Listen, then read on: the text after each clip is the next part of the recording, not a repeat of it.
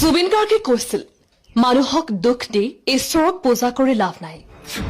দুখীজনৰ মুখত হাঁহি বিৰিঙাব পাৰিলে ঈশ্বৰক সেৱা কৰা হয়। কিতাপ নথকা জাতিক গামোচাই বচাব নোৱাৰে।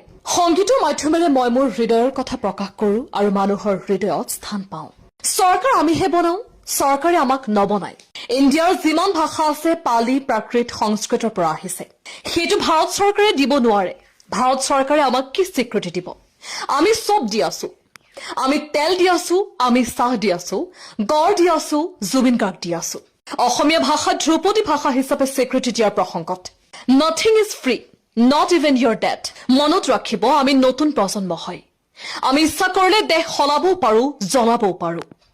মই মানুহ, মোৰ কোনো জাতি নাই, মোৰ কোনো ধৰ্ম নাই, মোৰ কোনো ভগৱান নাই। মই মুক্ত, মই কাঞ্চনজংঘা। কিছুমান টকাৰ ধনী, কিছুমান মনৰ ধনী। মই মনৰ ধনী। বেছি ধনী মানুহৰ লগত থাকি লাভ নাই। সঁচা কথা, ধনীয়ে দুখীয়াৰ দুখ নুবুজে। বলি কিয় লাগে? বলি নিজক দিয়া। যদিও শক্তিপীঠ হয়, কামাখ্যা মায়ে বলি নিবিচাৰে। মই সদায় এইটো কৈ আহিছো যে বলি বিধান বন্ধ কৰা। প্ৰভু ঈশ্বৰ বুলি কোৱা শব্দটো মই বেয়া পাওঁ।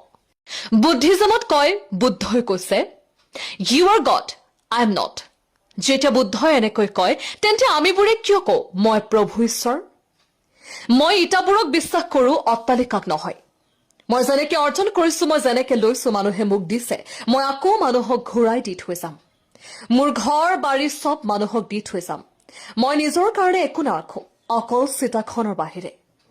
চিতাখন খালী মানুহে জ্বলাব লাগিব। আপুনি যদি জুবিন গাৰ্গক ভাল পায়, ভিডিঅ'টো এটা শ্বেয়াৰ